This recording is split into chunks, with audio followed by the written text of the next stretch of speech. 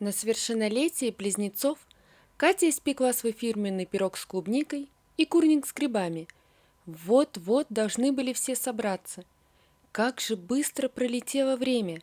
Кажется, только недавно они были совсем маленькими, потом школьниками, поступление в колледж, и вот им по 18 лет.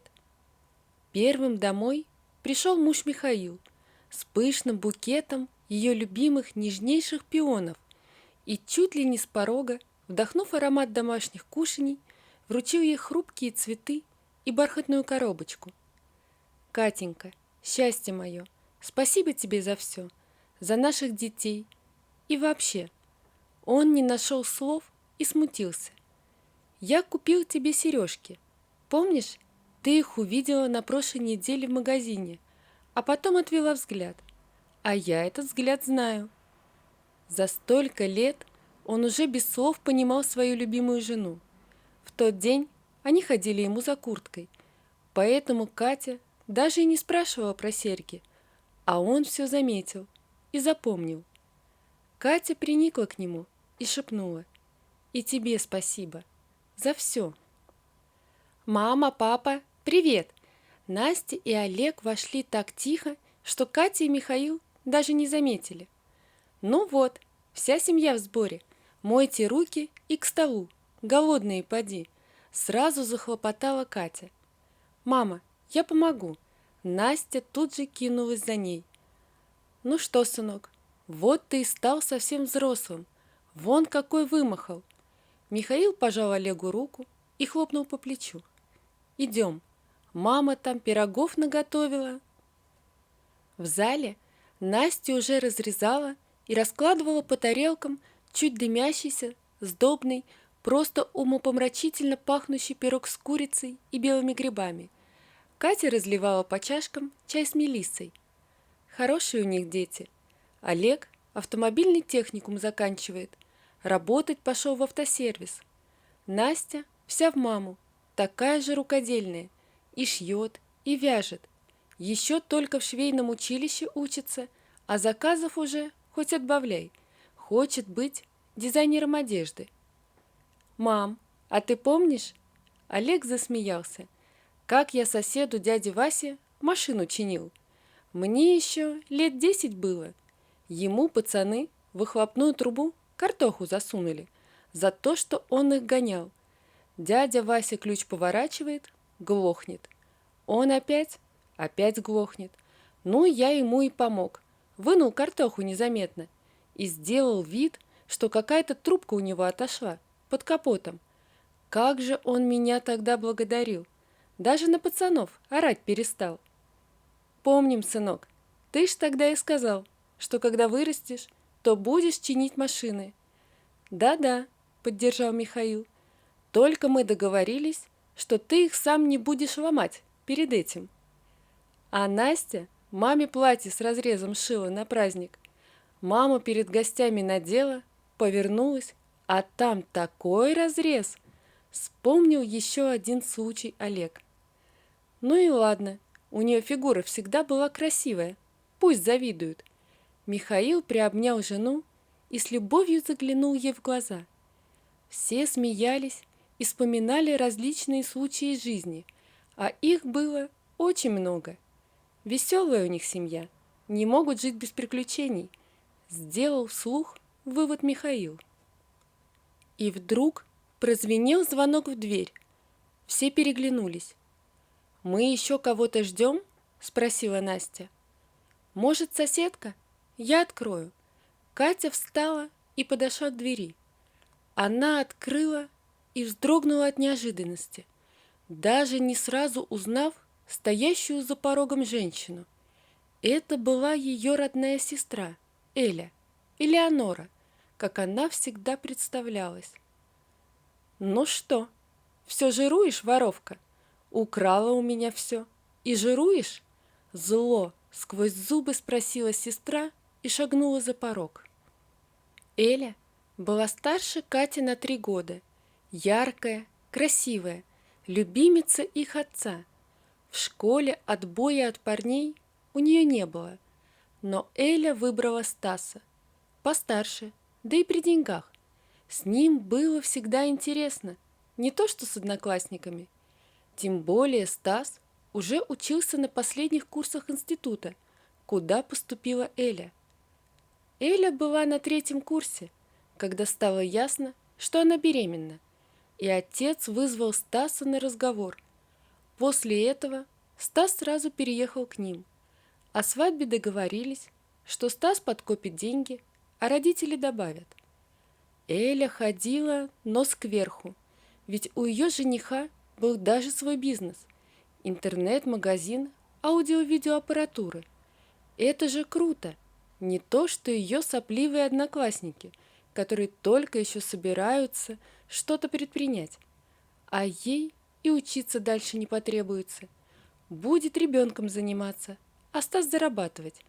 В своих мечтах она уже жила в большом особняке и обязательно с бассейном. Когда у Эли родились близнецы, она была очень горда. В графе «Отец» у нее не стоял прочерк. А скоро будет и их со Стасом свадьба. Теперь можно и дорогое свадебное платье примерить. Фигурка-то у нее что надо. Она листала модные журналы и выбирала фасон платья. Ей хотелось быть не как все, и чтобы вслед ей смотрели не только мужчины, но и девушки. Пусть завидуют, думала про себя Эля. Катя была на 3 года младше Эли. Родилась она очень слабенькая, даже плакала тихо, почти не слышно. И росла Катя всегда в тени своей красавицы-сестры. Яркий роман Эли и рождение маленьких племянников казался романтичной Кате волшебным приключением. Но однажды Катя застала сестру в слезах. Стас якобы уехал в командировку за новой партией товара и пропал. Вскоре Стас сообщил, что жениться на Эле не собирается. У него есть более выгодная невеста, дочь его поставщика товара. С ней Стас уже обосновался в шикарном загородном коттедже, а Эле на детей деньги обещал пересылать. Его новая невеста была против общения ее Стасика с близнецами. Эля прорыдала всю ночь. Кате было очень жалко сестру, но та ей только бросила: «Да отвали ты!» и вновь уткнулась в подушку. Катя готовилась поступать в институт, но Эля все чаще просила посидеть с близнецами. Денег Стас давал на детей немного, ссылался, что продажи упали. «Врет, гад!» – плакалась Эля сестре. «Говорят, он тачку себе новую купил, а на детей у него нету». Эля подала на алименты, но выяснилось, что доходы у Стаса и впрямь невелики. Или он их ловко скрывал, а после подачи на алименты Стас и вовсе стал платить копейки. Отец больше всех переживал за свою любимицу Элю. Вот не повезло доченьке. Через полгода Эля привела в дом Михаила. Тут же и свадьбу сыграли. Хватит, ждали уже. Надо сразу брать быка за рога. Катя была очень рада за сестру. Наконец-то у нее жизнь налаживается. Бабушка отписала Эле квартиру, да все звала молодых к себе. Только Эля этого не хотела. Дома мама с папой, Катя с детьми помогает, а там надо все самой делать. Бабушка уже старенькая, и за ней уход потребуется. Михаил был парень деревенский, ко всему привычный, и на работе выкладывался, и с детьми легко управлялся. Только вот Эля изменилась. Сначала она показалась Михаилу такой нежной и беззащитной. Молоденькая девчонка, обманутая и брошенная, с 2 малыми детками. Но на деле все оказалось совсем не так. Эля все чаще вечерами уходила, оставляя детей на Катю, да и по дому делать ничего не хотела. Мать и Катя поначалу ее прикрывали, но потом у Михаила открылись глаза, особенно когда уехали родители Кати и Эли, и все обязанности по дому легли на одну Катю. «А ты что думал? Я так и буду всю жизнь сидеть и тебя ждать?» Возмутилась Эля. Да с тобой с тоски сдохнешь. Ни в ресторан, ни погулять. Только мой, готовь, стирай. А красота уходит, годы идут. А как же Катя? Учится заочно, работает на дому, да еще и с близнецами тебе помогает. Удивился Михаил, да видно, зря сказал. «Катя?» — гневно спросила Эля. «Ну ты сравнил! Да она своих иметь не может, еле выжила, недоделанная, пусть радуется».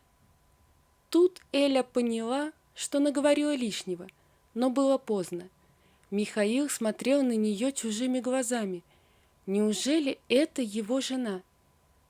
Через неделю Михаил, придя вечером домой, увидел заплаканную Катю.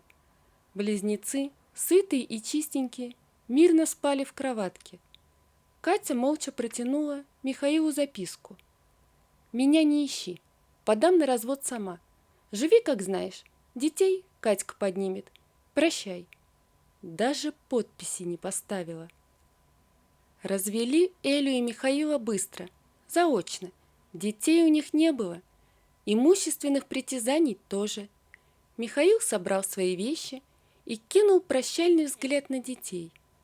Прикипел он к ним незаметно. Катя заметила. «Михаил, ты же в общаге жил от завода. А как женился, комнату сдал. Куда же ты?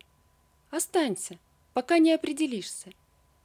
«Спасибо, Катя», — смутился Михаил. «Мне и правда некуда идти.